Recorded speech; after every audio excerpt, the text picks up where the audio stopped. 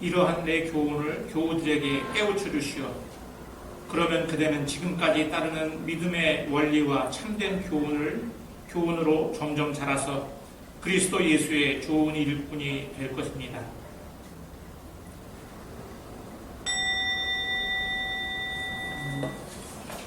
오늘 주제가 영성 지도의 실제 이런 제목인데 실은 이 영성 지도라고 하는 게 한국 교회에는 아직은 굉장히 낯설은 주제입니다.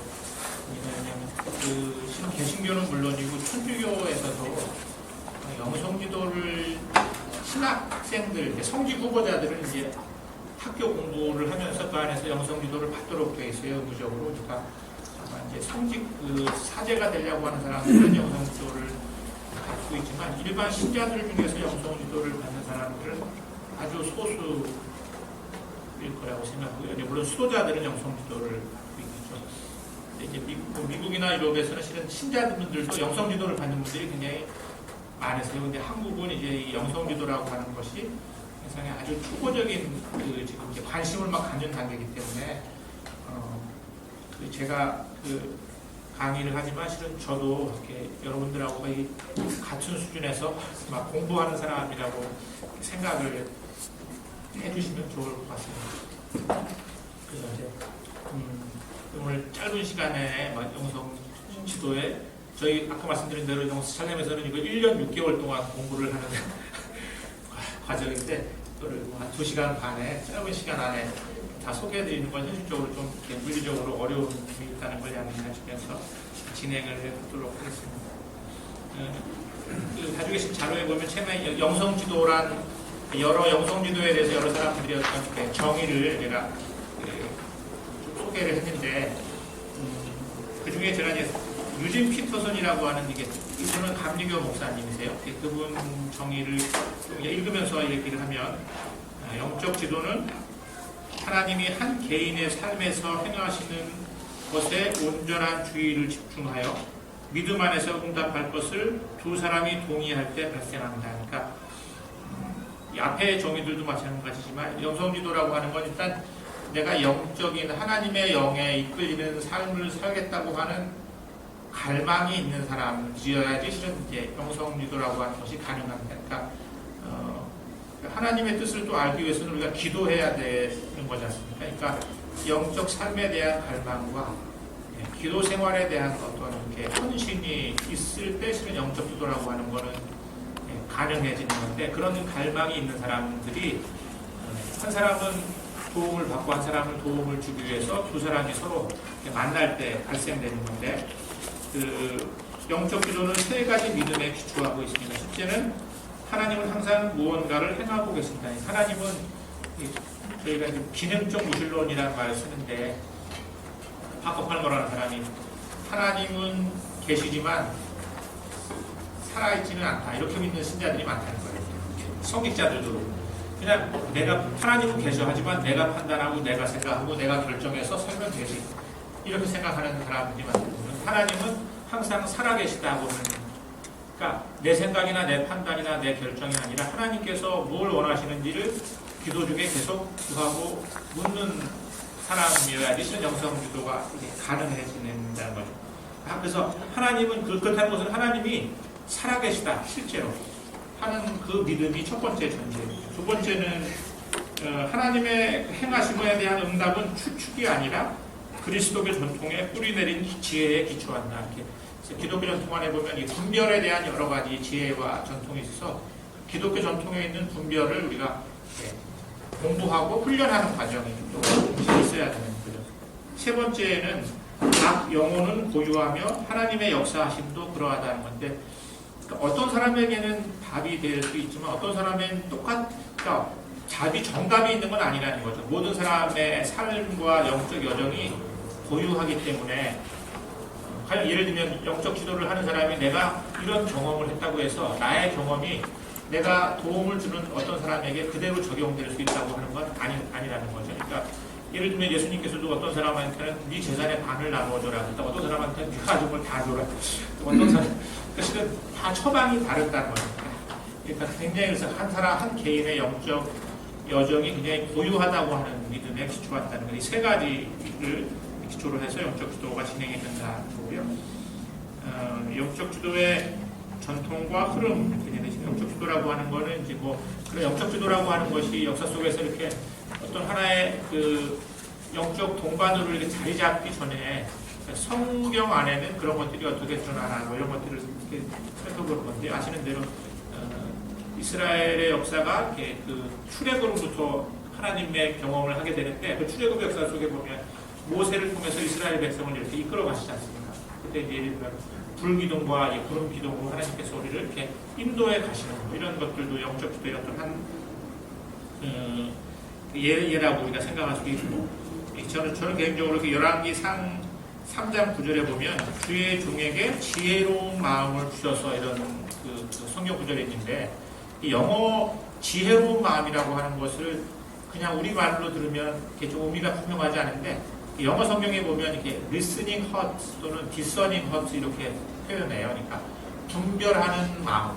heart라고 하는 건 마인드가 아니라 우리의 존재의 중심을 얘기할 때 heart라는 표현을 쓰는데, 하나는 하나님을 듣는 가슴, 또 우리가 분별하는 가슴을 하나님께서 우리에게 달라고 요청하는 거죠.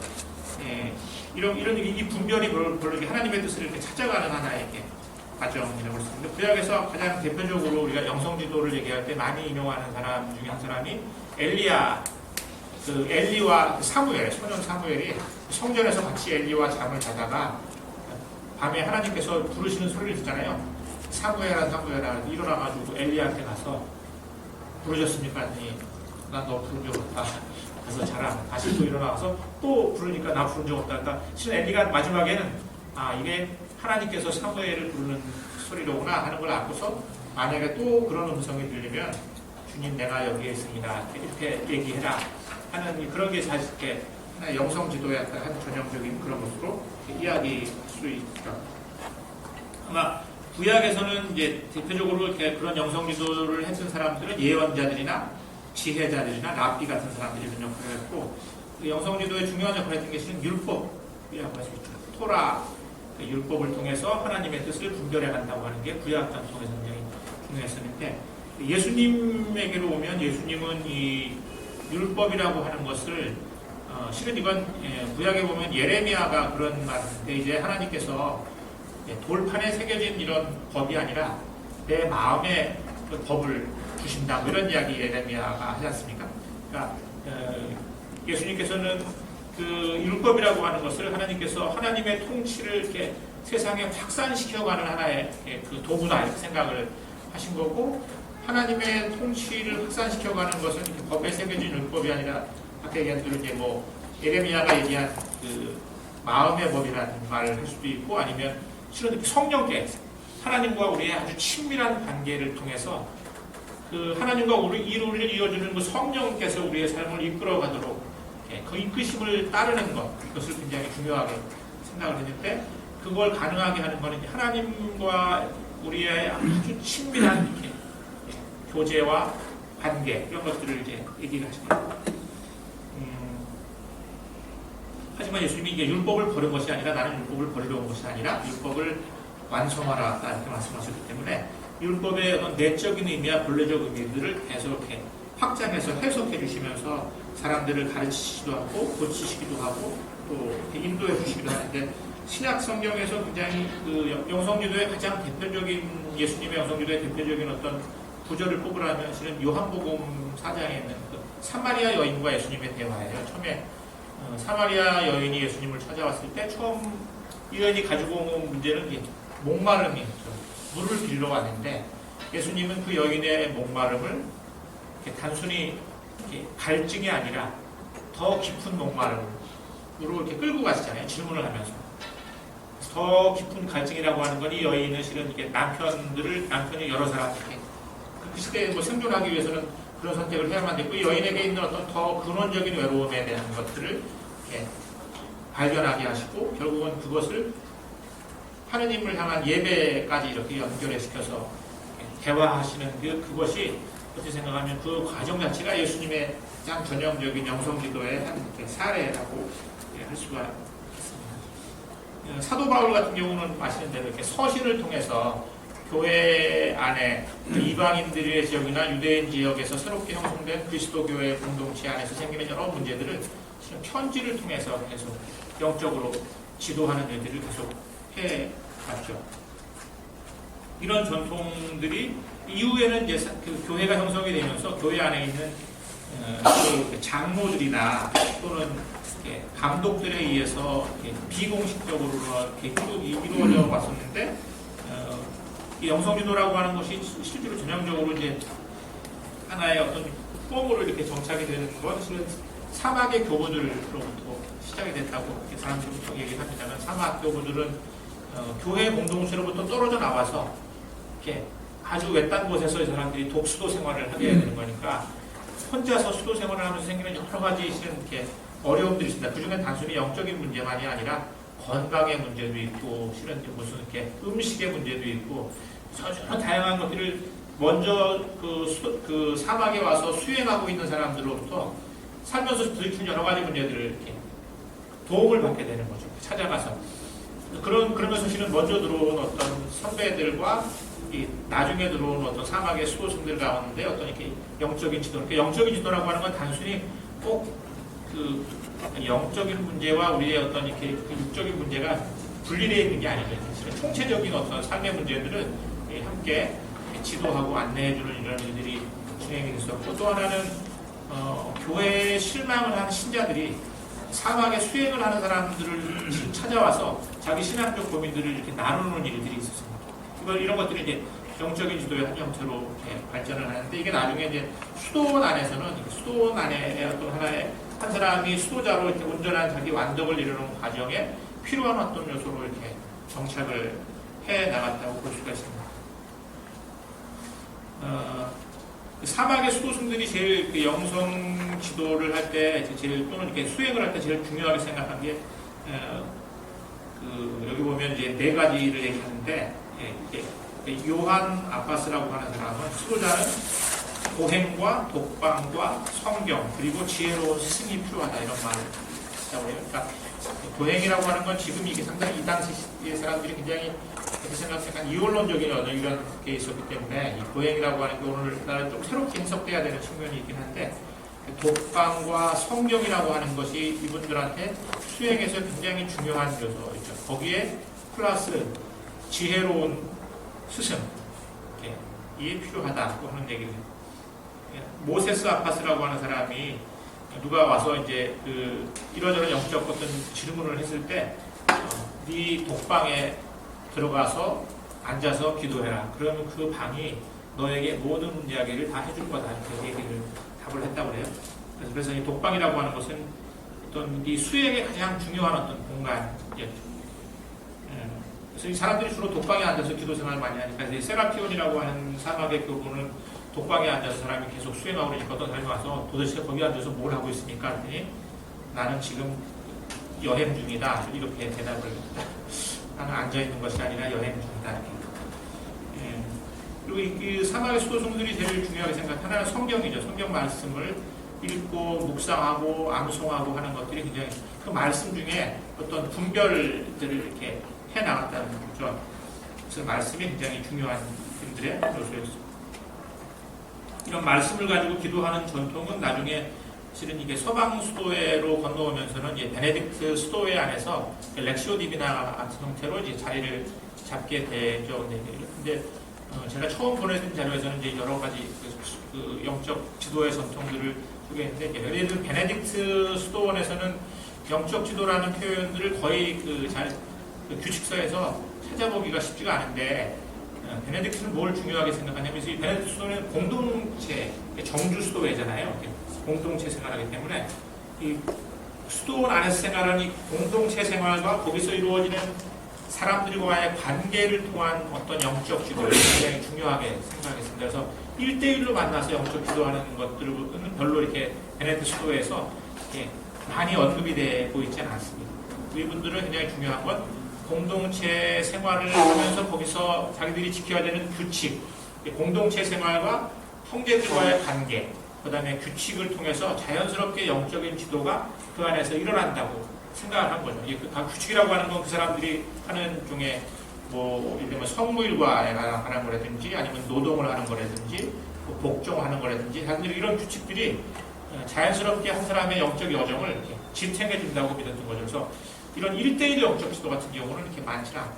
특별하게 어떤 잘못을 했을 경우에는 그걸 아주 큰 잘못일 경우에는 공동체 안에서 사람들이 고백을 하게 되거나 아니면 아바스를 찾아가서 고백을 해서 그 사람들한테 어떤 조언을 받는 이런 형태가 있지만 아주 일상적인 개인 영적 주도는 수도원 안에서 베네딕트 수도원 안에서 별로 이렇게 강조가 되지 않았습니다.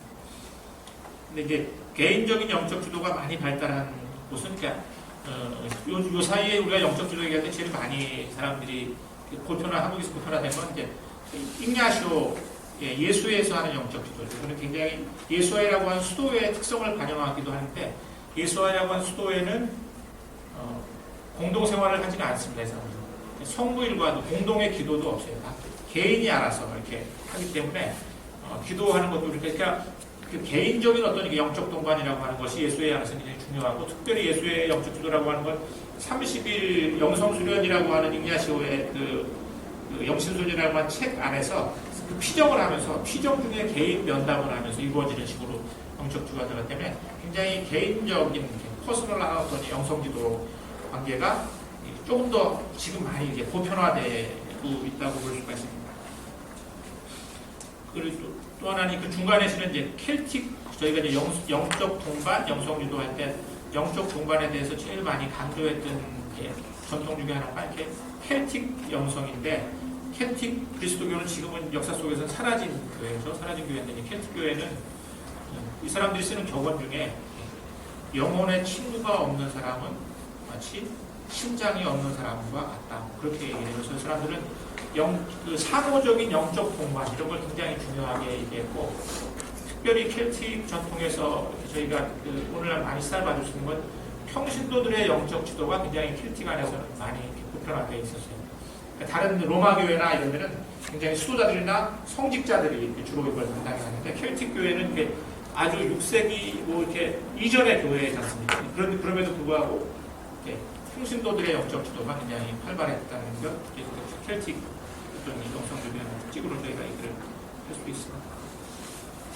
왜 영성지도에 대한 관심이 요즘에 이렇게 다시 정말 한국 교회 안에서 이렇게 영성지도에 관심이 점점 일어나고 있나 이런 생각이 이 자료를 실은 이제 유럽에서 왜 영성지도가 이렇게 좀 이렇게 어떤 배경에서 이렇게 영성지도가 다시 관심을 끌게 됐나 하는 내용들을 좀 옮겨보는 건데요.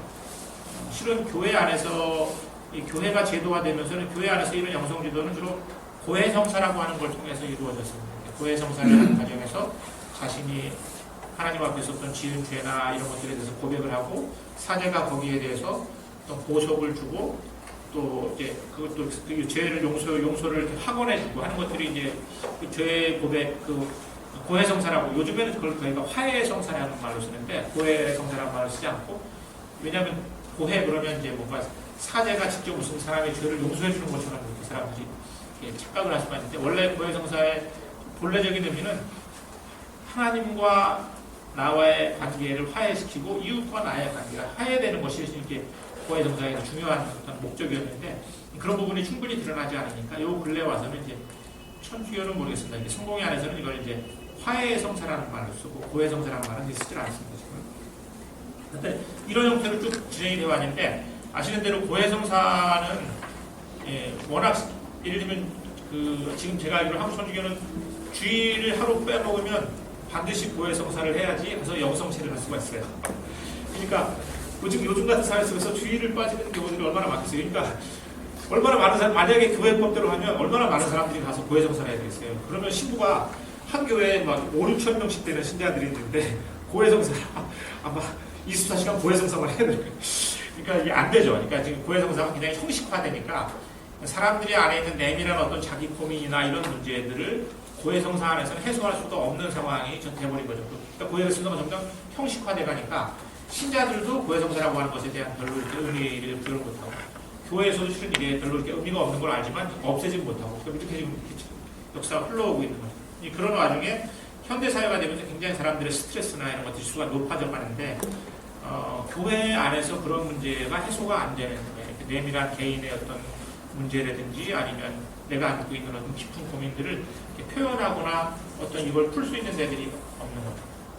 실은 이제 저도 개인적으로 이제 제가 영성기도를 하기도 하지만 제가 영성기도를 받기도 하는데 제 영성기도 하시는 분은 이제 한때 알코올 중독으로 굉장히 오랫동안 고생을 하셨던 천주교 신부님이에요. 근데 이분이 저랑 얘기하면서 이제 사람들이 그런 격언이 있다는 얘기를 하더라고요. 비밀이 많은, 비밀이 깊은 곳에 병도 깊다. 그러니까 사람 뭔가 자기 안에 이걸 어디 가서 고백을 해야 되는 거죠. 근데 그런 곳이, 그런 안전한 곳을 사람들이 만나기가 쉽지가 않다는 건데요. 그러면서 한쪽으로 심리학, 특히 이제 인격 심리학이나 이런 심리학이 발달하면서 상담이라고 하는 것이 이런 교회가 해왔던 이런 역할들을 대체하기 시작한 거예요. 그러니까 사람들이 상담사한테 가는 거죠. 교회 안에서 문제가 해결되지 않으니까. 그러니까 이제 그런 것에 다 자극을 받은 사람들이 목회 상담 운동이라고 하는 걸 이제 시작한 롤러메이라고 하는 사람을 중심으로.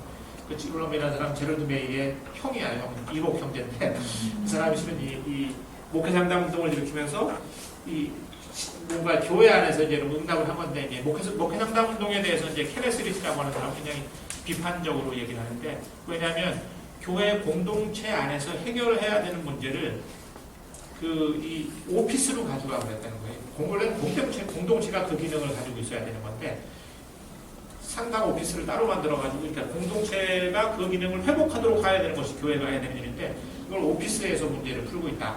그래서 좀 비판을 하니까 그분 얘기는 교회 안에서 이런 영성 지도가 다시 회복돼야 된다고 하는 게 이제 그분 취지죠. 그러니까 상담과 뒤에 가서 이제 상담과 영성 지도에 대한 얘기를 하겠지만 조금 이제 그러면서 목회 상담 운동을 통해서 막 그런 현상들이 벌어지니까 교회 안에서 그러면 우리 교회가 이런 상황에 대해서 어떻게 응답해야 되나 하는 것들을 고민하면서 실은 피정 운동 이런 것들이 일어나기 시작해요. 침묵에서 우리가 피정이란 말을 쓰지 않는데 예를 들면 리트리스란 말을 쓰는데 우리가 다 쓰는 말이긴 한데 화이어트데이란 말도 쓰기도 하고 그래서 침묵의 날 또는 피정 이런 걸 통해서 뭔가 사람들이 자기 안에 있는 내면을 성찰하고 돌아보고 하도록 하는 이런 운동들이 일어나면서 아까 얘기하면서 그러면서 실은 조금 더 활성화된 게 ignasio의 개인 중심으로 하는 어떤 영성지도나 영성수련 이런 ignacio 피정이 굉장히 사람들한테 이렇게 어필하고 각광을 받게 됩니다. 그러면서 이제 영성지도에 대한 관심이 확산되기 시작하죠. 그러니까 한 1970년대 샬렘이 시작되는 그 어간에 이제 샬렘이 시작되는 그 어간에 한국에 저희 같은 상황이었대요. 영성지도 하는 사람들이 많지 않았고 영성지도를 하는 사람들이 다 아까 우리 이희정 집사님 얘기한 것처럼 내가 제대로 하고 있는 건가? 다 사람들이 그런 문제를 가지고 그런 문제의식을 가지면서 모여서 같이 공부하다가 실은 이제 샬렘이라고 하는 것이 이제 또 이렇게 시작이 되는 얘기가 있습니다.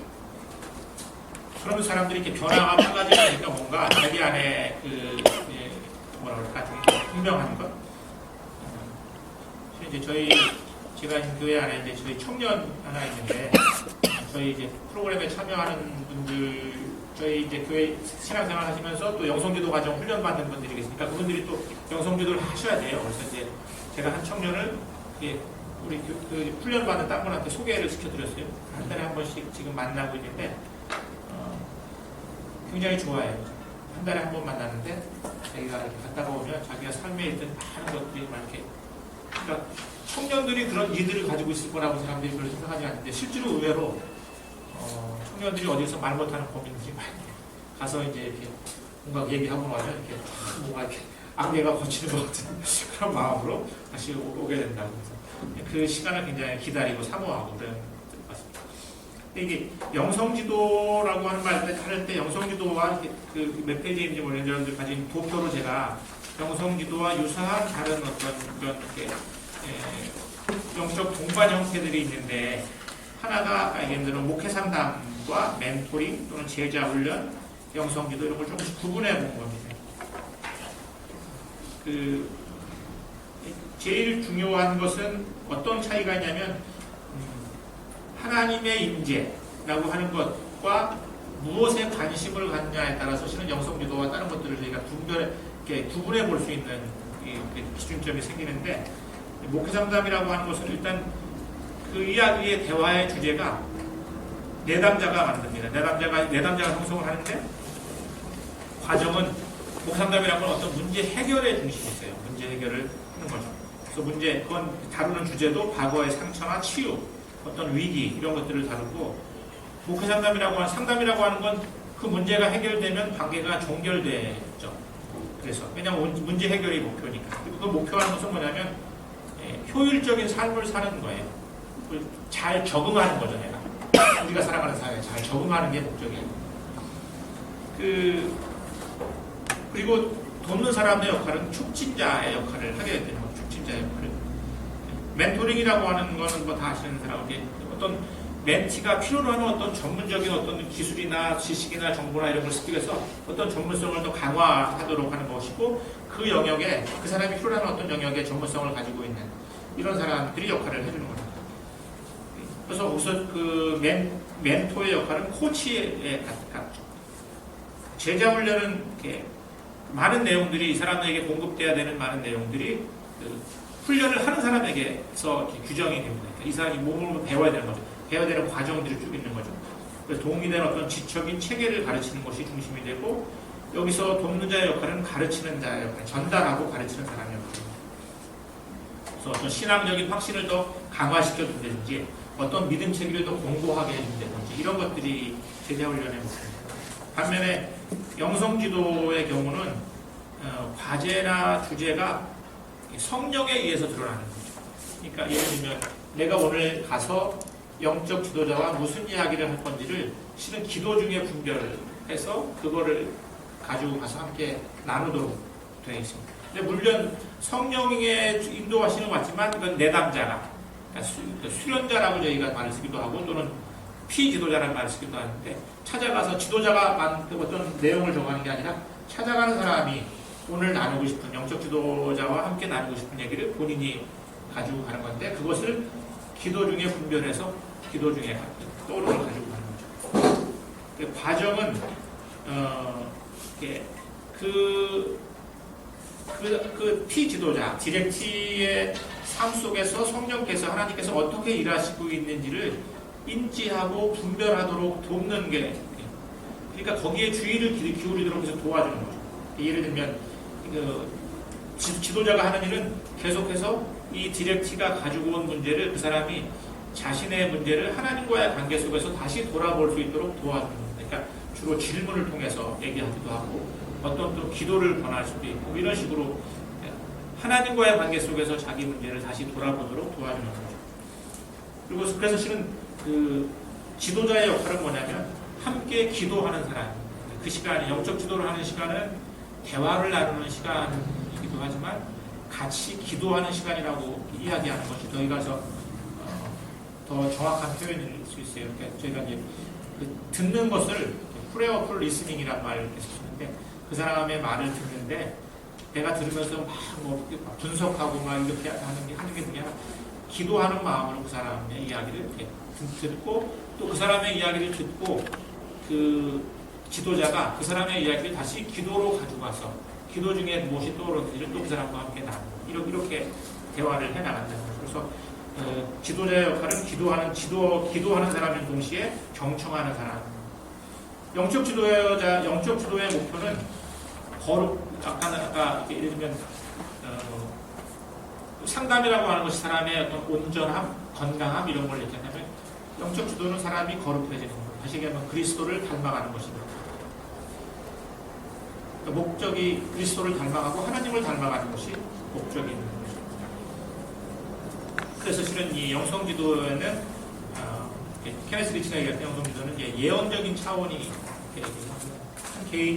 한 개인이 아니라 이 사람은 많은 사람과 이 사회와 또는 내가 속한 많은 공동체와 깊이 연관되어 있기 때문에 나의 온전함이라고 하는 건 이 전체 사회의 온전함과 분리할 수 없다는 거죠. 그래서 이렇게 실은 상담과 구분할 때 우리가 그런 차이가 있다는 것이고 또 하나는 상담은 내담자와 상담자의 그 관계라면 영적 지도라고 하는 건 성령님이 계시면 하나님이 계셔서 삼자와의 관계이죠. 이 성령님을 중심으로 두 사람이 만나는 거기 때문에 이 성령 하나님을 두고 이 두 사람이 함께 만나는 삼각관계가 되는 거죠. 그런 점에서 이제 그런 차이가 있고, 영성기도라고 하는 건 상담은 문제가 해결되면 종결이 되지만, 영성기도라고 하는 건 이건 뭐 최소한 1년 가야 되는 거고, 어떤 많은 경우는 10년, 20년도 가고, 그러니까 어떤 문제를 가지고 만나는 게 아니라 삶을 가지고 만나는 거기 때문에, 상담은 내가 가지고 있는 어떤 문제가 대화의 주제지만, 영성기도라고 하는 것은 나의 삶 전체가 주제가 된다는.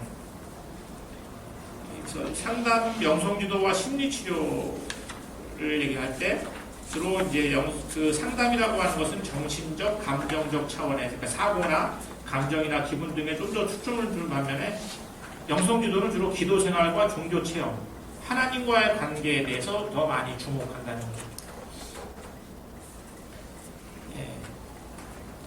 근데 이제 이 두 가지를 함께 하기가 어렵다, 그렇게 그러니까 이거는 이제 어떤 분들은 상담과 영성기도를 이제 통합하는 것에 대한 관심을 가지고 이거 통합하는 노력을 한 그룹에서 관심 많이 하세요. 근데 예를 들면 제가 이제 인용한 제럴드 메이라고 하는 정신과 의사는 이 두 가지를 동시에 진행하는 건 불가능하다, 이렇게 얘기했어요. 왜냐하면 이 하나는 동시에 내가 두 마음을 쓸 수가 없기 때문에, 하나는 이제 계속 영성기도가 관심하는 것은 주로 이 사람의 하나님 체험, 이 사람의 기도 생활, 이 사람의 종교 체험에 주로 이제 관심이 간 거라면, 그 상담은 주로 이 사람의 정서, 심리적인 부분에 물론 이게 분리될 수가 없습니다. 근데 그 초점을 동시에 두 개를 가지고 진행을 하는 것은 현실적으로 한 세션에서, 그러니까 한다면 분리해서 해야 된다, 이렇게 하는 사람이 있고, 어떤 사람은 이게 동시에 이걸 통합하려고 하는 분들이 보니까 이건 사람들에 따라서 조금씩 차이가 있을 수도 있습니다.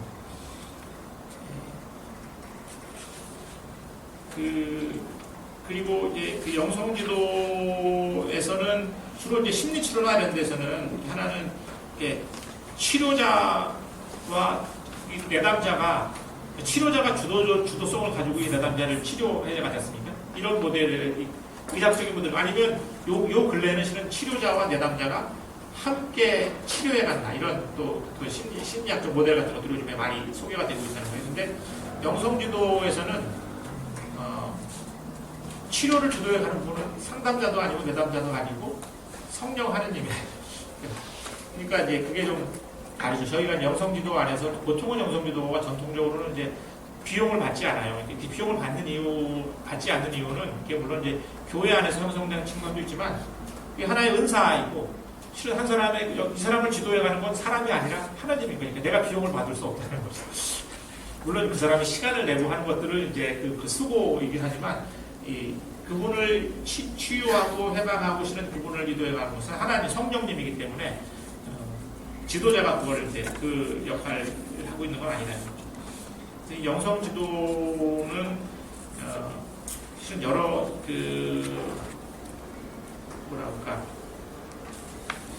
영성지도의 과정에서 저는 개인적으로 이제 약간 잉냐시오적인 어떤 이런 영성지도 이렇게 모델이 있고, 또 하나가 약간 좀 관상적인 모델이 있는데, 샬렘은 주로 약간 이 두 가지를 통합한다고 하지만 조금 더 이 관상적인 전통에 많이 이렇게 영향을 받고 있다고 말씀드릴 수가 있는데, 그 관상적인 영성지도에서 중요하게 생각하는 몇 가지 태도에 대한 것들을 말씀을 드리고 한번 실습도 좀 해보려고 하는데, 하나는 제일 중요한 것은 이렇게 그 영성지도를 하는 그 시간이 대화를 나누는 시간이 아니라 기도하는 시간이라고 하는 것에 대한 자각.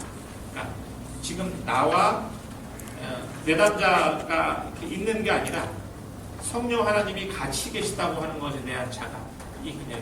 왜냐하면 이 세션을 지금 이 만남을 계속 주도해가는 것은 성령님이라고 하는 것에 대한 그 삼위일체의 어떤 이렇게 자리라. 내가 서 있는 땅이 굉장히 거룩한 자리라고 하는 것에 대한 자각과, 그리고 뭐 임재의식이라는 말씀인데, 지금 이제 여기 하나님이 함께 계신다고 하는 것에 대해서 내가 늘 깨어있는 거죠. 그래서 기도하는 마음과 경외심. 샤르맹이라고 하는 사람이 그런 말을 했다고 하는데, 그 예수의 신부잖아요, 그 사람이. 근데 우리는 인간으로 영적 여정을 걷는 것이 아니라 영적 존재로 인생을 사는 것입니다, 이런 말을 했다고 합니다. 인간은 영적 존재라고 하는 거죠. 사람으로 영적 여정을 가는 것이 아니라 영적 존재로 내가 인생을 사는 거다. 이렇게 모든 사람이 다 영적인 존재라고 하는 것에 대한, 그러니까 내가 지금 마주하고 있는 이 사람이 어떤 이슈를 가지고든 실은 그것이 그 사람의 영적 여정과 굉장히 깊이 관련되어 있다고 하는 것에 대한 어떤 자각을 가지고 시작을 해야 됩니다. 두 번째는 이렇게 경청 프레어, 아까 제가 이제 프레어풀 리스닝이라고 말을 썼는데, 기도하는 마음으로 경청한다. 이 얘기를 굉장히 많이 해요. 굉장히 많이 하는데, 실은 저도 이 말이 정확하게 무슨 말인지를 제가 틸든 에드워드라고 하는 분이 이제 이 샬렘의 설립자인데, 이분이 오랫동안 책도 많이 쓰시고 뭐 세계적으로 유명하신 분이라, 제가 너네가 얘기하는 이 프레어풀 리스닝이 실은 난 잘 모르겠다. 내가 기도 중에 영성 기도를 하는데 정말 기도하는 마음으로 이 사람에게 듣고 있는데 내 안에서 아무런 생각도 안 나고 그러니까 내가 뭐 할 게 없더라. 그래서 그런 걸 편지를 써서 물어봤어요. 너 어떻게 생각하냐고. 당신 어떻게 생각하냐고. 그분이 주신 답이 그럴 수 있다. 그러니까 네가 뭘 하려고 하지 마라. 그러니까 네가 그 얘기를 기도하는 마음으로 듣고 가만히 같이 침묵하고 있는 순간 성령께서 그 사람 속에서 무슨 일을 하고 있을지 모르니, 네가 뭐 지도적으로 네가 뭘 해야 된다고 생각하지 말고 순간 그냥 믿는 거. 그리고 자기도 그렇다, 나도 그렇다. 아무 생각 안 들어오고 아무 집에 없는 순간이 있다. 이런 얘기를 저를 위로하려고 한 얘기인지 어떤 힘들겠지만, 그래서 이 경청 실습을 하고 잠깐 쉬었다가 좀 진행을 했는데요. 제가 여러분한테 나눠드린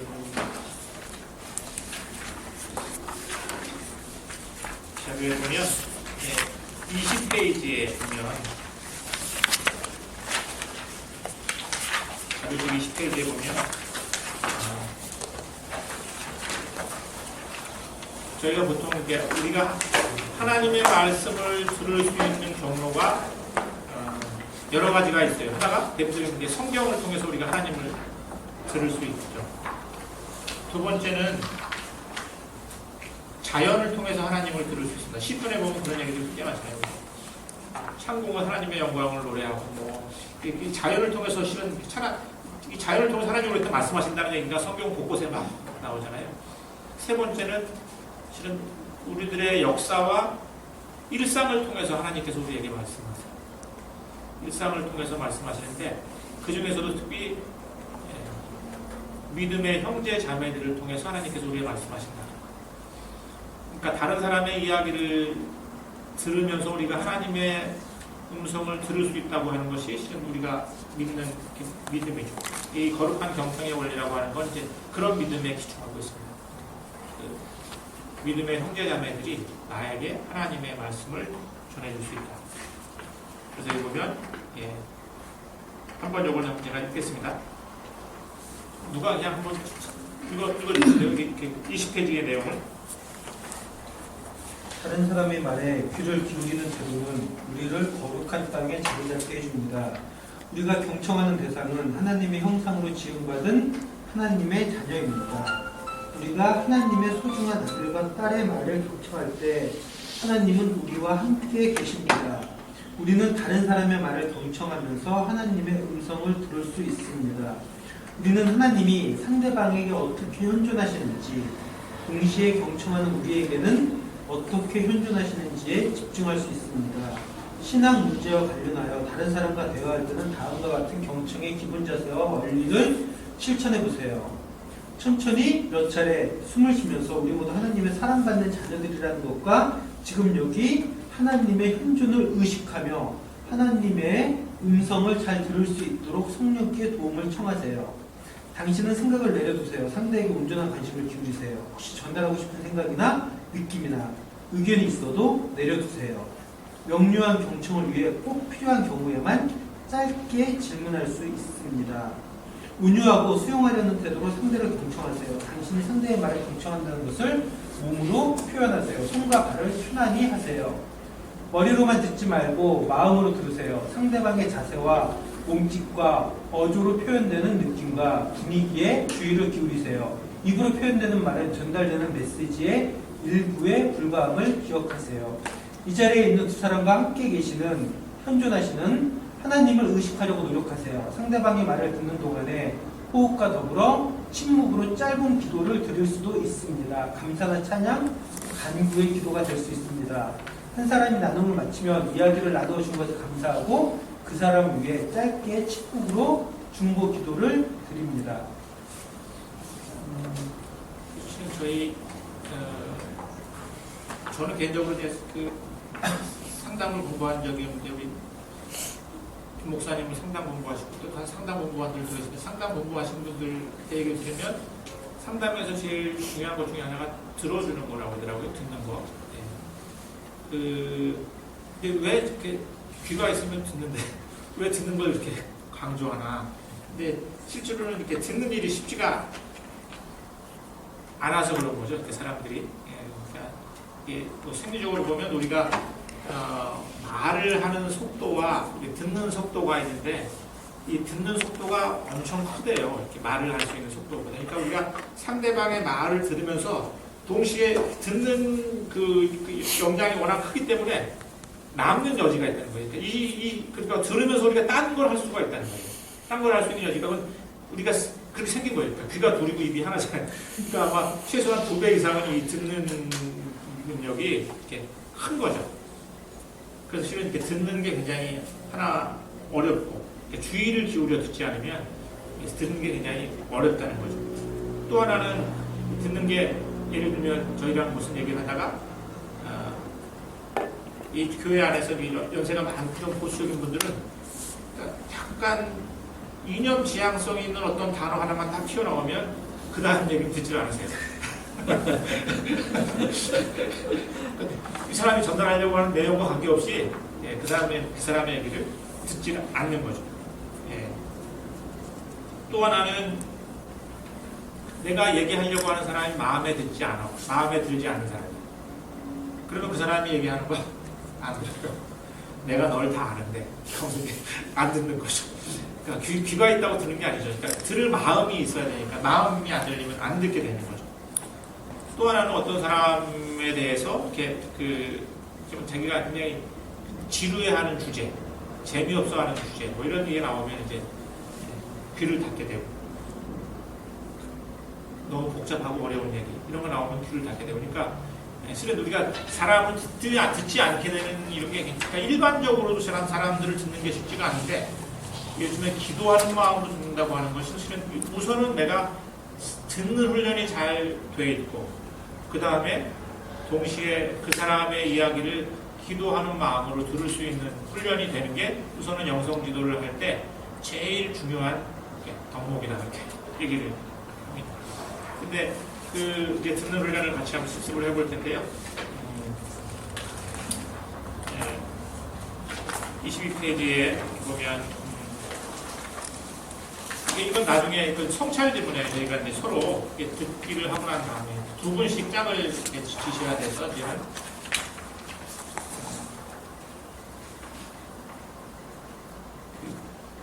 조금 한번 이렇게 몸에 저걸 풀고 지난 한 주간이어도 좋고 아니면 한 달간이어도 좋고 요 근래 내 삶 속에서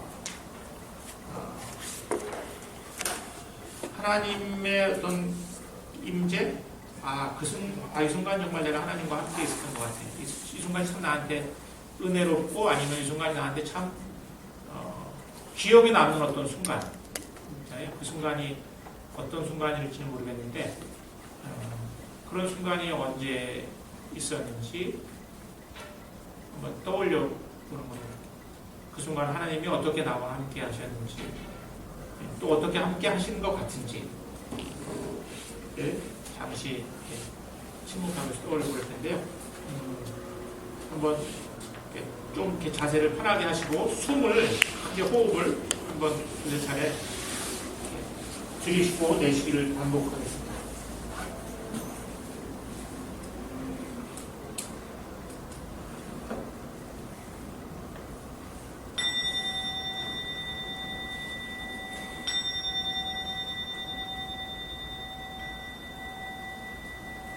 나의 마음이 하나님을 향해 모아지게 하시고 또 하나님의 임재 가운데 머물게 기도합니다. 요 근래 나의 삶 속에서 하나님의 임재와 또 하나님의 구제를 강하게 경험했던 순간, 아니면 내 마음에 기쁨과 평화 혹은 혼란과 절망을, 슬픔을 주었던 어떤 한 순간이 있으면 그 순간 안에 머물러 봅니다. 어떤 순간이 떠오르는지 잠시 기다려 보겠습니다. 어떤 한 순간이 떠오르면 그 순간 안에 잠시 머물면서 그 순간 내 내면에서 어떤 움직임들이 있었는지, 그 순간 하나님이 나와 어떻게 함께 하시는 것 같았는지 묵상해봅니다.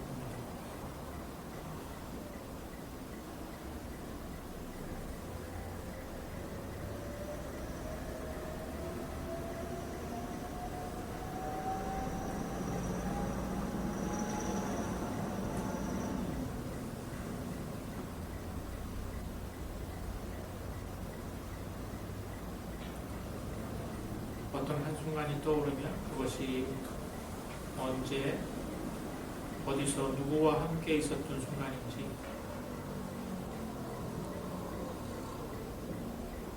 그때 어떤 소리들이 있었는지, 어떤 광경들이 있었는지, 누구와 함께 있었는지 생생하게 떠올려보고,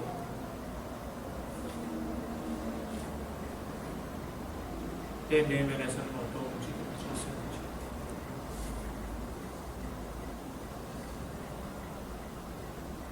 정말 하나님께서 나를 어떻게, 어떤 눈길로 바라보시고 계셨을 것 같은지, 또 무슨 말씀을 하시고 싶었던 것 같은지,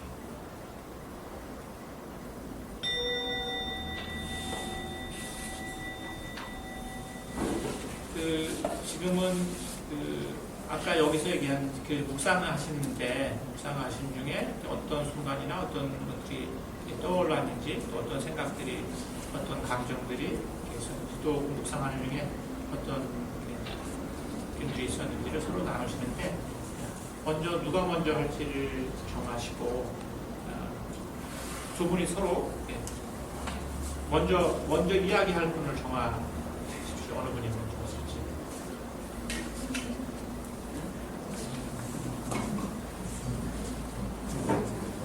그리고 제가 시간을 한 5분 정도 드릴 텐데, 먼저 제가 종을 치면 먼저 이야기하는 분들이 먼저 이야기를 하시면 됩니다. 그러니까 대화를 하는 건 아니고 그냥 하시고 제가 종을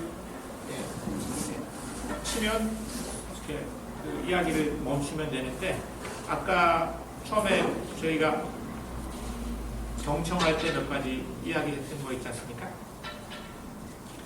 듣는 중간에 어떤 생각이 떠오를 수 있는데, 그 사람의 이야기를 듣는 순간, 왜냐하면 내가 가지고 있던 어떤 생각이나 판단이나 선입견 뭐 이런 게 있으니까, 이렇게 제가 듣는 순간에 우리 다른 걸 막 할 수 있다고 그랬잖아요.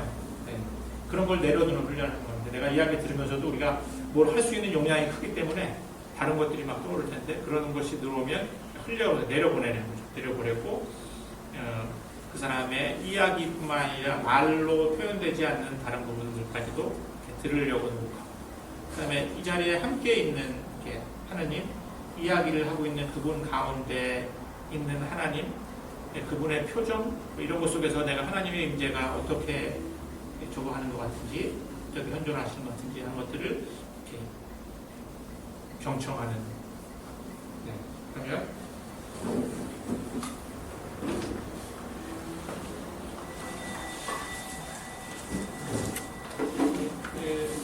오늘 그냥 약간 이렇게 실습한 거 가지고 뒤에 이어서 대화를 좀 더 하면서,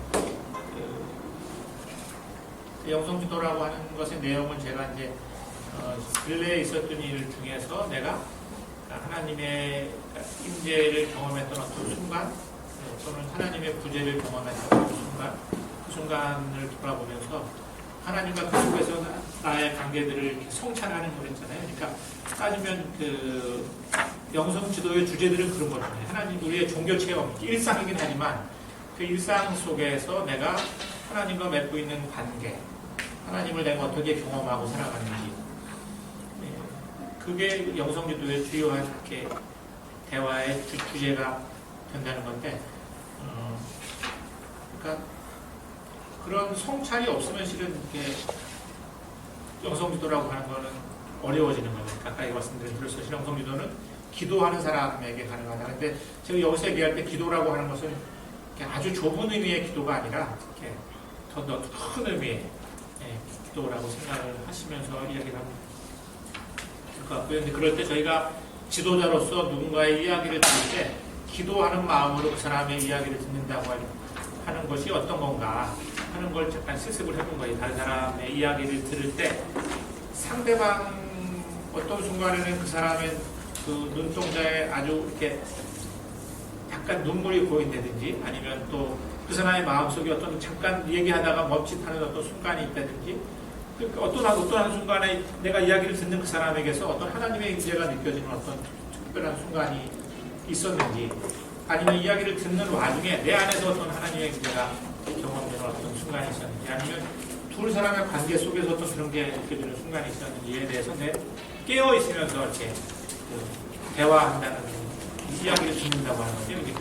그 샬렘에서는 이제 그 프리어플 리스닝이라고 하는 걸 얘기할 때 제일 많이 인용하는 게 뭐 여기 보면 제가 썼는데 그 존 울만과 파라네용의 어떤 주장이에요. 존 울만이라고 하는 사람이 퀘이커인데 이분이 이제 노예 해방 운동 때 퀘이커는 미국 남북 전쟁을 통해서 노예 해방을 한 게 80년 전인가 이미 미국의 퀘이커들은 다 노예들을 해방시켰어요. 스스로 자기들이 해방하는 운동을 스스로 한 거죠. 근데 그거를 강압적으로 한 게 아니라 정말 사람들이 퀘이커 교도들이 성령의 감동을 받아서 자기가 가지고 있는 노예들을 데리고 있는 노예들을 해방시키는 운동을 해가지고 퀘이커 전체에서는 이미 그 노예를 스스로 알아서 해방시킨 거예요.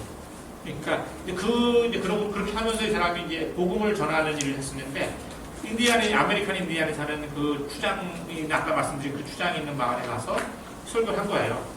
이야기를 막 했는데 늘 통역자를 데리고 다녔었는데 그날은 통역자가 없었어요. 그러니까 막 얘기를 다 끝내고 보니까 이 존 울만이 자기 혼자 얘기한 거예요. 통역자가 없으니까. 근데 이야기가 다 끝난 다음에 그 파네나옹이라고 하는 그 추장이 와가지고 존 울만의 가슴에 손을 대면서 나는 당신의 이야기가 시작된 그곳을 느끼고 싶다 이렇게 이야기했다는 거예요. 그러니까 말이 아니고 당신의 이야기가 시작된 그곳을 내가 느끼고 싶다. 그러니까 그렇게 들은 거죠, 이 사람. 파네나왕이라고 하는 그 추장은 무슨 말인지 몰랐지만 말을 넘어서는 무언가를 들어서 나 그것을 느끼고 싶다고 얘기할 때만. 그러니까 그게 이제 프리어플 리스닝이라고 하는 걸 얘기할 때 이제 제일 사람들이 비유를 들어서 많이 얘기하는 거예요. 언어 너머 이상의 것들을 듣는다는 거죠. 말로 표현되는 것 이상의 것들을. 그게 어떤 사람의 표정일 수도 있고 몸짓일 수도 있고 아니면 때로는 그 사람의 흐르는 작은 침묵일 수도 있고 어떤 한순간에 하나님의 임재를 내가 경청하는 그 세 번째 이제 관상적 태도에서 중요하게 생각하는 건 모름의 태도입니다. 모름과 분별의 태도인데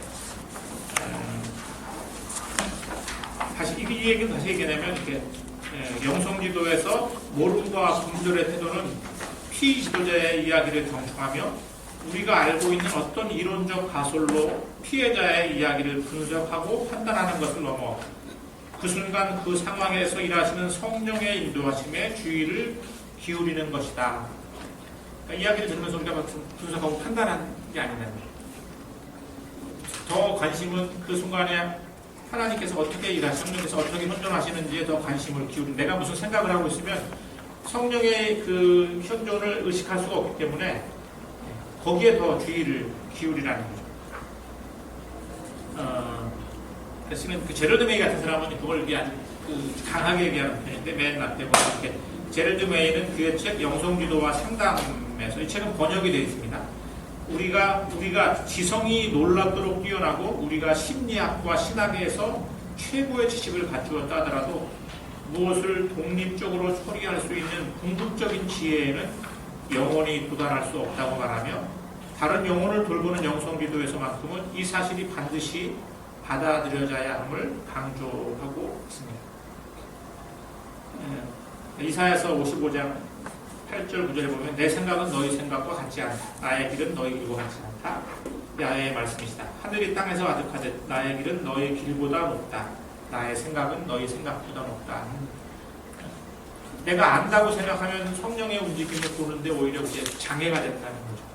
그 생각을 내려놓고 그 순간에 어떻게 성령께서 일하시는지를 분별하려고 노력하는 건데,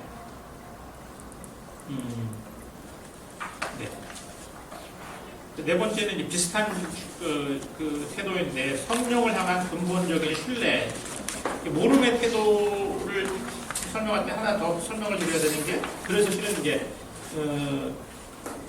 지도자가 하는 일은 계속 이 사람의 이야기에 어떤 답을 주려고 하는 게 아니고 이 사람이 이야기한 그 문제를 가지고 다시 성령께 가지고 와서 성찰하고 기도할 수 있도록 도와주는 이야기를 하는 거죠.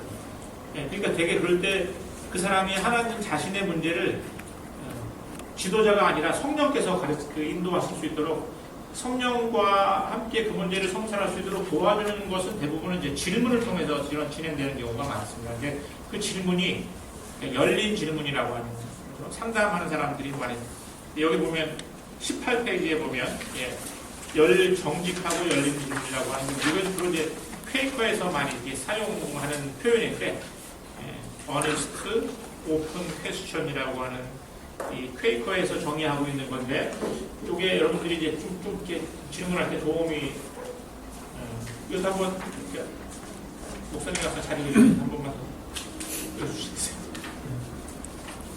정직하고 열린 질문이란 난 이것에 대한 올바른 답을 알고 있어 또는 내가 이것에 대한 바른 답을 주길 바래 하는 생각의 바탕에서 질문하지 않는 것이다. 따라서 심리치료사를 만나볼 생각을 해본 적은 없어요? 와 같은 질문은 정직하고 열린 질문이 될 수 없다. 그보다는 방금 이야기해준 경험으로부터 무엇을 배웠나요? 와 같은 것이 정직하고 열린 질문일 수 있다. 다행인가요? 네. 당신의 질문으로 피지도자의 이야기를 앞질러 가지 말라. 당신이 슬펐다고 말한 것은 어떤 의미인가요는 정직하고 열린 질문이다. 당신이 슬펐다고 했는데 또한 화도 나지 않았나요? 라는 질문은 정직하고 열린 질문이 아니다. 가능한 짧고 질문의 중심에 담긴 질문을 하라. 여러 가지 근거나 배경 설명 등을 덧칠함으로 자신의 의견이나 충고를 주입하는 결과가 되지 않도록 하라. 문제 자체에 대한 질문뿐만 아니라 문제를 이야기하는 사람 자신에게 다가가는 질문을 하라. 외적 사실을 넘어서 상황의 내적 진실에 대한 질문들.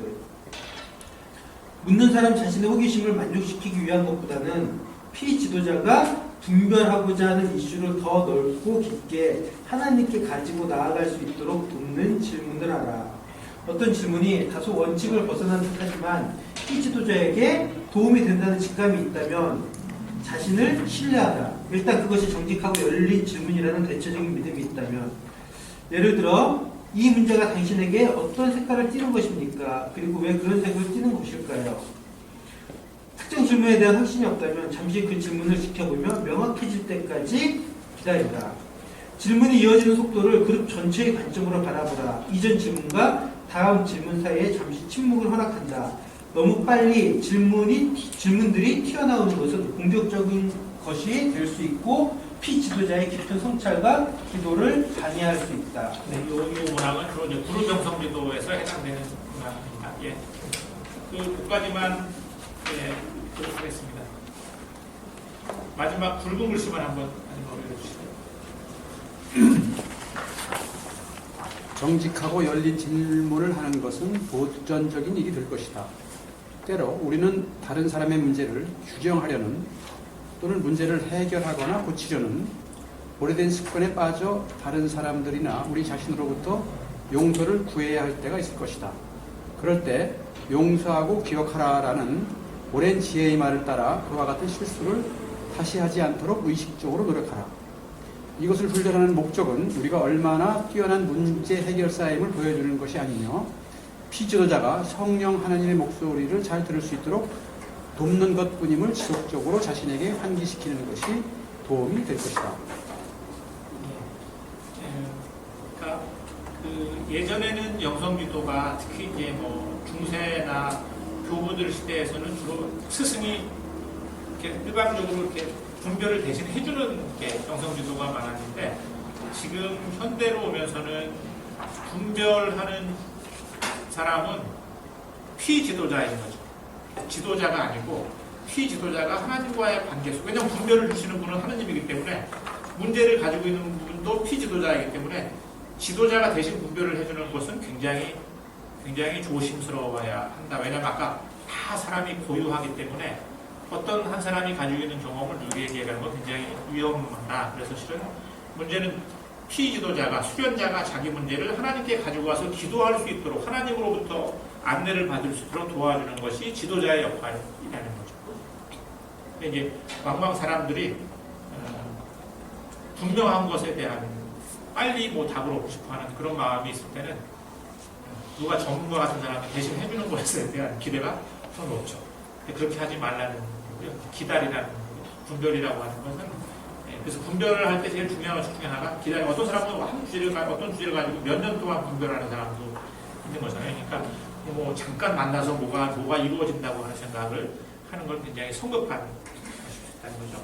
그래서 지도자가 이게 모름과 분별의 태도를 갖는 것이 중요하고, 그래서 그 지도자가 피지도자를 도울 때 많이 사용하는 것은 물론 질문만 꼭 해야 된다는 건 아닙니다. 근데 이제 질문을 주로 사용해서 하는데 그 질문은 자신의 문제를 하나님께 가지고 가서 돌아볼 수 있도록 도와주는 질문을 해야 된다는 거죠. 아니면 그 사람 피지도자가 못 보고 있는 어떤 부분들을 볼 수 있도록 열어주는 질문을 한다는 거죠. 때로는 뒤에 가서 또 다른 말씀을 네 번째는 가장적 태도에서 중요한 건 성령을 향한 근본적인 신뢰인데, 성령을 향한 근본적인 신뢰는 다음에 네 가지 믿음에 기초하고 있는데, 첫째는 하느님은 사랑이시고 우리는 사랑 안에서 사랑하기 위해서 창조되었다는 것에 대한 믿음. 그 말은 하느님은 늘 우리에게 가장 좋은 것을 주시기를 원하신다고 하는 것에 대한 믿음. 우리가 그냥 힘들고 어려운 순간에 있을 때조차도 이 믿음을 계속 갖고 가는 게 쉬운 일은 아니죠. 그래서 이제 이분들은 그 레디컬 트러스트라는 말을 쓰는데 아주 급진적 믿음, 근원적 신뢰, 이런. 둘째는 우리가 느끼지 못할지라도 하나님께서는 언제 어디서나 참으로 임재하신다는 신뢰입니다. 아까 얘기했는데 실은 제가 요즘에 이제 제가 소식이 됐던 나눔의 집에서 오랫동안 저희를 후원해주고 도와주는 분이신데 참 열심히 하셨는데 지금 대장암 4기 판정을 받고 얼마 전에 수술을 하고 지금 다시 와서 항암 치료를 기다리고 있는데 그런 상황에 참 어렵죠. 내가 참 이렇게 열심히 살았는데 그 순간에도 내가 하나님이 일하시고 계시다고 하는 것을 받아들이는 게 참 쉽지는 않죠. 지금 아직은 수술도 굉장히 염려했던 것보다 수술이 굉장히 잘 됐고 그래서 참 이렇게 지금으로서 굉장히 순간적으로 좋은 상황이고 계속 이제 기도하시고 있는데 제가 수술 전날 기도하러 갔을 때는 제가 생전 못 보던 모습, 불안해하고 약간 기도 중에 우시기도 하시고 그런 모습 참 안 보였었는데 참 그 순간에도 하나님이 함께 하신다고 하는 믿음을 가진다는 것이, 그러니까 늘 좋은 순간만이 아니라 언제 어디서나 하나님이 우리를 함께 하신다고 하는 믿음. 그러니까 그 피지도자가 어떤 문제를 가지고 왔을 때 그 절망적인 순간에도 하나님이 함께 하신다고 하는 믿음이 있어야지만 그 순간에 하나님이 나를 어디로 인도하시는지를 볼 수가 있는 거잖아요. 그러니까 그 부분이 영성지도에서 굉장히 중요한. 셋째는 하나님은 선함과 진리, 아름다움과 평화, 정의를 추구하며 역동적으로 끊을 수 있다는 시대에 비슷한 얘기거든요. 네 번째는 하나님의 진정한 움직임, 존재와 움직임들은 본질적으로 우리의 감각기관으로는 이해할 수 없다고 하는 믿음. 약간 모름의 태도랑 같은 거라고 말씀드릴 수 있습니다. 그래서 실은 저희가 뭘 할 때 항상 이제 만약에 피정을 가서 자연과 하는 기도를 할 때도 우리가 보는 게 아니라 우리에게 다가오는 것과 만나도록 그래서 쇼잉업 이런 말을 해서 내가 뭐 찾으려고 노력하는 게 아니라 자연과 하는 기도할 때 어떻게 나에게 다가오는 거 있잖아요. 가다가 그냥 열어놓고 단이 열어놓고 다니다. 예를 들면 자연물과 함께 기도하는 기도 안내를 했을 때 내가 뭘 막 찾아야지 막 찾아가는 게 아니라 그냥 나를 열어놓고 다니다 보면 어느 순간 어느 때 나에게 탁 다가오는 게 있어요. 그것과 이렇게 기도하도록 그 안내를 하는데 그런 건 뭐냐면 이렇게 진리라고 하는 것은 이렇게 우리에게 우리 계시라고 하는 것이 그런 거잖아요. 자기를 드러내는 거잖아요. 자기를 내가 드러내는 게 아니라 그게 이제 중요하다는 그런 태도를 갖는 게 중요하다. 그래서 나머지 자료들은 그냥 자료를 참조하시면 좋을 것 같고요. 실습을 하나 더 하려면 쭉 넘겨서 쭉 넘겨서 영성주도에서의 대화들이라고 하는 그러니까 일단 영성지도의 주제는 하나님 우리의 종교개혁 경험인데 여러분들이 아까 어떻게 말씀을 나누셨는지 모르겠는데 내가 내 일상을 기도 중에 돌아볼 때 이 순간에 내가 내 내면이나 내 마음에서는 이런 움직임들이 있었고 그 순간에 하나님은 어떻게 나를 바라보시는 것 같았다. 아니면 하나님은 또 그것에 대해서 어떻게 생각하시는 것 같다. 하나님은 나한테 무슨 말씀을 하시는 것 같다. 아니면 하나님이 없는 것 같다. 침묵하시고 있는 것 같다. 무슨 여러 가지 경험은 있을 거예요. 그죠? 근데 그런 얘기를 이렇게 지도자와 이야기하는 과정에서 하게 되는 거죠. 하게 되는데, 그때 지도자들은 경청하면서 동시에 기도하고 피지도자들이 말로 혹은 무언으로 표현하는 것들을 이렇게 숙고합니다. 그들은 또한 대화의 주제로 떠오르지 않은 것도 기다리고 지도자들은 피지도자가 이야기하고 있을 때조차도 기도하는데 지도자들 중에는 이야기를 들으며 자신이 기도하거나 경청할 때 떠오르는 생각들을 적거나 이후 질문의 내용을 이렇게 메모할 수 있다는 거죠. 그러니까 이야기를 들으면서 어느 순간에 이 사람 얘기 중에 그 순간에 하나님의 임재가 나한테 이렇게 느껴지는 게 있을 수 있고 그 순간을 이렇게 메모할 수도 있고 또 그걸 가지고 실은 질문을 이렇게 할 수도 있다는 거죠. 왜냐하면 내 안에 그런 울림이 있었으니까 그거 가지고 질문을 지도자들은 이야기를 다 듣고 난 후에 응답하기 전에 먼저 기도하거나 하나님께서 대화를 어디로 인도하셔야 하는지를 알기 위해서 짧은 침묵의 시간을 갖기도 한다니까 이 사람이 이야기한 다음에 바로 즉흥적으로 얘기하지 말라는 거죠. 왜냐하면 그건 우리 안에서 떠오르는 어떤 이렇게 자동적으로 우리 안에 떠오르는 어떤 생각들 있잖아요. 이런 거는 우리들이 가지고 있는 어떤 그 생각, 사고 패턴 이런 데서 오는 거니까 조금 잠시 그 사람의 이야기를 듣고 그 얘기를 가지고 잠시 기도로 가지고 가는 침묵의 시간을 가질 필요가 있어요. 그때 하나님께서 주시는 이야기들이 우리 안에서 주어질 수 있기 때문에 마치 그 영성기도를 하는 대화가 막 일상적인 대화를 하듯이 주고받고 계속 가지 말고 약간의 침묵들을 이렇게 가져갈 필요가 있는 거죠. 그러니까 침묵이라고 하는 건 내가 기도하는 시간인 거죠. 서로 기도하는 시간이라고. 그리고 자신이 들은 것을 정확히 이해했는지 여부를 확인하기 위해 피지도자에게 되물어볼 수도 있습니다.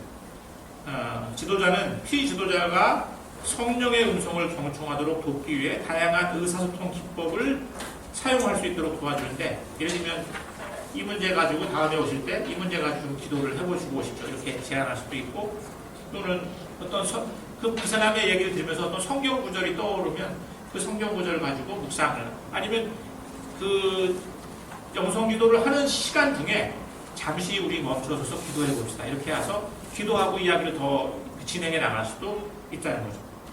때로는 가르침을 줄 수도 있습니다. 그러니까 근데 이제 이럴 때는 샬렘에서는 이거 굉장히 그 세 번을 생각해라 이렇게. 내가 어떤 조언을 할 때는 내가 이야기를 들으면서 내 안에서 막 이거 얘기해주고 싶어 이런 생각이 올라올 때는 3번을 기도해야 돼요. 이게 정말 성령께서 주시는 이 사람에게 이야기하도록 주시는 생각인지 그 이야기를 지금 이 순간에 해야 되는 건지 이런 것들에 대해서 이렇게 기도해보고 이야기를 하니까 하지만 그게 불가능한 건 아니라는 거예요. 정말 이 순간에는 내가 이 사람한테 좀 이렇게 조언을 해줘야 되겠어. 이럴 때 그 조언이 내 생각이나 내 판단에서 오는 건지 성령께서 주시는 건지에 대한 이렇게 기도와 성찰이 필요하다는 거죠. 그렇지 않고서 하면 이제 이게 성령의 안내를 돕는 게 아니라 우리가 가로막을 수도 있다. 3번째는 우리가 위로를 할 수도 있고 어떤 순간에는 이분이 굉장히 절망적인 상태에 있을 때 하나님과의 관계를 회복시키기 위해서 위로가 필요한 순간도 있었어요. 이 사람이 계속 자책감에 빠져서 막 이럴 때는 실은 그 사람을 계속 사랑의 하나님에 대한 생각을 계속 하게 해서 이 사람이 뭔가 관계를 회복하도록 도와주고 격려하고 이런 때가 있을 수 있다는 거죠. 그리고 분별하도록. 이런 다양한 방식으로 피지도자가 하나님과의 관계를 발전시켜 나가는 수 있도록 도움을 주는데 그때 피지도자가 하나님과의 관계 속에서 소통하는 여러 가지 방식들을 내가 제안할 수 있다는 거죠. 그래서 지도자의 2가지 근본적인 역할이 있는데 첫 번째는 스스로를 나타내 보이시는 하나님께 피지도자가 주의를 기울일 수 있도록 도와주는 게 첫 번째 일입니다. 2번째는 피지도자가 스스로 하나님께 대한 자신의 반응을 인식하여서 어떻게 응답할 것인지를 분별할 수 있도록 도와주는 것. 이게 2가지가 이게 지도자가 해야 되는 역할이라고 할 수 있습니다. 사실은 이제 아까 실은 이제 조금 더 아까 나온 이야기들을 중심으로 해서 이제 아까 이제 저희들의 영적 시험을 이야기한 거예요. 내가 일상 속에서 경험한 어떤 것들을 성찰하고 그걸 이야기했는데 영성지도는 저희가 아까 서로 말하고 듣기만 했잖아요. 그걸 이제 대화로 가져가는 건데 예를 들면 그 대화를 조금 더 이렇게 발전시켜 나갈 수 있는 거예요. 예를 들면 아까 이제 제가 지금 영성지도 시간에 된 이야기들은 비밀을 보장하는 게 중요합니다. 그거는 고해성사와 영성지도가 굉장히 깊은 관련이 있기 때문에 저희는 보통 이중 비밀이라고 그러는데 거기서 나온 이야기를 밖에 나가서 하지 않을 뿐더러 거기서 나온 이야기를 만약에 누가 나한테 얘기했는데 그 사람이 묻기 전에는 그 사람과도 이야기를 더 하지 말라는 거예요. 영성기도 시간에 된 얘기는 그 시간에 이야기로 끝나야 돼요. 제가 예전에 한번 후배들하고 이렇게 무슨 그룹 영성기도라는 워크숍을 했었는데 프로그램을 했었는데 굉장히 어려운 이야기를 했어요. 이렇게 부부 문제와 관련해서. 그래서 저희 이제 다 모임이 끝나면 저희 송로회사님들이 이렇게 술 담배가 자유로우니까 끝나면 나가서 이제 이렇게 이렇게 뒤풀이도 하고 그래요. 이제 제가 파주에 살 텐데 이제 바베큐를 했어요. 이렇게 끝나고 난 다음에. 근데 한 친구가 그 시간은 구루병성기도 하는 시간은 정말 잘했어요. 근데 구루병성기도에서 그 친구는 굉장히 자기 아내와 어려운 이야기를 고백을 하고 그래서 잘 맞췄는데 이 친구가 거기서 바베큐하고 술 한잔 하면서 그 얘기를 또 꺼내버려요. 그러면 이제 마음이 확 다쳐요. 왜냐면 그건 아주 내밀한 이야기를 했는데 마음이 확 다치면 다음에 그 자리에 가서 절대 얘기를 하지 않아요. 그 사람 관계 속에서는 절대 자기를 개방하지 않으면서 그 사람이 혹시 물어보면 그러면 얘기할 수 있지만 밖에 나가서 얘기하지도 말고 나누 사람들끼리 그 말을 하지 말아야 된다는 것을 비밀을 지키는 문제가 굉장히 왜냐하면 그래야지 내가 안전할 때만 사람이 자기의 영적인 내밀한 이야기를 할 수가 있기 때문에 그렇습니다.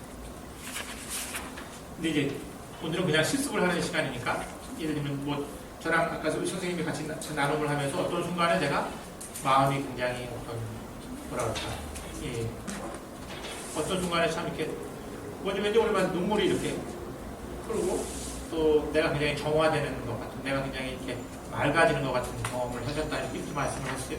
그럼 예를 들면 그 얘기는 이제 전 듣기만 했지만 그 얘기를 제가 이제 발전시켜 나갈 수 있는 거죠. 예를 들면 그 눈물을 흘리실 때 그 눈물이 예를 들면 그 눈물을 흘리는 게 예를 들면 그게 하나님 체험이냐 아니냐 하는 것들을 보는 건 결국은 내가 경험한 이것이 하나님과 나를 얼마나 가깝게 이어주고 있는가, 또 하나님과 나의 관계를 얼마나 더 성장시켜주는가, 아니면 이웃과 이웃과 공동체와 나의 관계를, 이웃과의 관계를, 세상과 나의 관계를 어떻게 연결하고, 이렇게 기독교의 진리라고 하는 건 하나님 사랑과 이웃 사랑인데, 이게 큰 우리 두 가지 개념이니까 이게 실은 큰 분별의 주제인 거죠. 예, 이게 어떻게, 어떤 그런 관점에서 이게 어떻게 실제로 이분에게 영향을 미치고 있는 건가, 이런 것들을 볼 수가 있죠. 그럴 때 이게 단순히 그냥 감정적이고 정서적인 체험인지, 아니면 이게 종교적인 체험인지, 하나님과의, 그래서 이분이 만약에 그걸 내가 못 알아차렸어요. 그러면 실은 그걸 알아차리도록 도와주는 게 그냥 영성기도자가 해드리는 일이죠. 그 체험을, 왜 눈물이라 나에게 주어진 그 눈물은 어떤 의미일까? 아니면 그 순간에 하나님이 당신을 어떻게 바라보시고 계실 것 같은가? 또는 뭐, 그 눈물의 의미나 이런 걸 가지고 경험을 가지고 어떻게 기도해 보셨는지 물어볼 수도 있고. 그러니까 정직하고 열린 질문은 내가 답을 몰라야 되는 거잖아요. 제일 확실한 건 내가 답을 몰라야 돼요. 내가 어떤 가정을 하고 하는 질문은 그거는 질문을 가장한 조언이겠죠. 그런 식으로 이렇게 대화를 서로 이어나가는 거죠. 그래서 한 8분씩 대화를 이어나가는데, 아까 이야기하신 분들을 좀 바꿔서 해보겠습니다. 지금 어떻게 이렇게 두 분이 하시고, 이렇게 두 분이 하시고, 이렇게 두 분이 하시고, 이렇게 두 분이 하시고, 이렇게 두 분이 하시고, 이렇게 두 분이 하시고, 맞네, 그죠? 네. 두 분이 해서 아까 자기가 이렇게 그 성찰한 이야기 있잖아요, 이렇게 기도하면서 성찰한 얘기를 해주시는 거예요. 해주시는데 좀 요약해서 해주세요. 그러면 이번에는 듣기만 하는 게 아니라 그런 기도하는 마음으로 들으면서 동시에 질문하시는 거예요. 한 분이 지도자가 되고 한 분이 수련자가 돼서 대화를 해보시는 겁니다. 저희가 싫은데 이 짧은 시간에 동성지도를 모든 걸 다 실수해보지만 그런 마음으로 요런 거겠구나 하는 그냥 느낌을 정도를 가질 수 있도록, 그럼 두 분이 이렇게 서로 파트너끼리 마주 보도록 하겠습니다.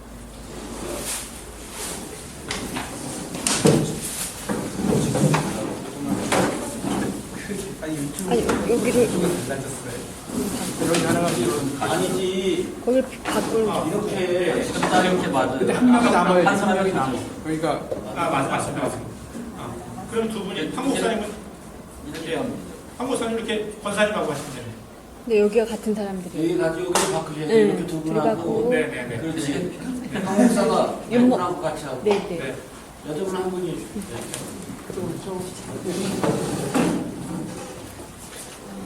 네, 두 분만 바꾸시면 돼요. 두 분만. 네, 그대로 해도 되고. 아니, 네네. 아니, 여기도 바꾸셔야 돼 두분 저희도 아, 시작했어요. 네네. 네. 윤 목사님이 저렇게 제가 하고, 그쪽으로 갈까요? 이렇게 목사님이 네네. 저렇게 그러면 시작하기 전에 잠깐 침묵하고, 먼저 누가 어떤 분이 디렉트가 되고 어떤 분이 디렉터가 되고 어디를 정하시면 그때는 왜 써주는 거였는데 지금 아까 그 이야기 써준 거 정하셨어요? 그러면 잠시 침묵하고, 한 분이 그 지도자 역할을 하고 한 분이 피도자 그 역할을 하는데, 수련자 역할을 하는데, 아까 경험한 이야기를 한번 이렇게 해주시는 거예요. 그러면 서로 그걸 가지고 대화를 이렇게 진행하시면 되겠습니다. 잠시 침묵하겠습니다. 침묵하는 중에는 먼저 말씀을 하실 분은 내가 기도 중에 경험한 것들을 성령의 인도를 따라서 잘 이야기할 수 있도록, 또 제한된 시간 안에 짧게 이야기할 수 있도록 정리해 주시고, 경청하는 분은 내가 기도하는 마음으로 들으면서 반응할 수 있도록 성령께서 우리를 도와주실 수 있도록 기도합니다. 먼저 분이 시작하겠습니다. 그런 식으로 하자는 거 어떻게 문제가 근데 이제 이게 저희가 이렇게 공간 환경이나 이게 정성기도할 때 좀 고요하고, 또 이렇게 하나님의 임재를 경험할 수 있도록 공간 환경도 잘 적응하고, 그런데 그렇게 못하는 이런 상황에서 영성기도를 해야 되는 상황이 있어요. 하지만 시간도 그렇지만 좀 부족했지만 잠깐 우리 그 지금까지 서로 영성기도자가 되어보고 또 수련자가 되어보는 경험들을 약간 눈을 감고 돌아보는 시간을 갖습니다. 내 자신이 하나님과 홀로 기도하는 시간, 내가 영성기도라는 누구와 함께 머물렀던 그 시간이 어떻게 서로 같고 달랐는지, 일반적으로 우리가 교회에서 만나는 사람들과 그냥 함께 있었던 순간과는 또 어떻게 다른지, 내가 피지도자일 때 지도자의 침묵이나 또는 어떤 질문이나 어떤 단어가 나를 하나님께로 더 가까이 인도해 주었던 어떤 순간이나 경험이 있었는지, 또 어떤 순간이 방해가 됐었는지 반드시 성찰해 봅니다. 짧은 시간이지만 이거는 제가 우리가 영성 지도자가 되어고 수련자가 되어고 영성기도 때 제가 처음에 우리가 영성기도를 하는 그 순간은 삼위일체 성령 하느님과 내가 이렇게 삼위일체 디렉티와 디렉터가 이렇게 삼위일체로서 온전히 현존하는 그 환경이 참 중요하다고 그랬잖아요. 그러니까 정말 우리가 그 같이 그 나눔을 하는 순간 우리가 어떤 그런 경험, 내가 혼자 기도할 때와 또 다른 상황에 우리가 있는 것인데 정말 그러니까 그 안에서 그런 부분들을 어떻게 경험하고 있는지, 아니면 둘만 있었던 것 같은지, 하나님이 정말 현존하는 것 같았는지, 그런 걸 이제 성찰해 보는 거죠. 우리가 영성기도를 하는 중간에 계속 뭔가 그 자리에 함께 있는 하나님을 돌아본다고 하는 건 이제 그런 또 지도자로서 피지도자를 도와줄 때 내가 이렇게 침묵하는 순간, 또는 내가 어떤 질문을 하는 순간, 내가 어떤 말이 피지도자로 하여금 그 사람을 하나님께로 더 가깝게 이렇게 안내해주는 그런 경험들, 피지도자로서 그 경험하는 건 이제 내가 또 누군가를 도울 때 그런 경험을 하게 되는 거잖아요. 그런 것들을 이제 성찰해 보는 시간. 영성기도 속에 영성기도에서 제일 중요한 기도 어린 경청, 또 영성기도라고 하는 기도를 가지고 서로 대화하고 나누는 이런 이제 과정을 짧은 시간 동안 이렇게 제한된 실습을 해보시면 돼요.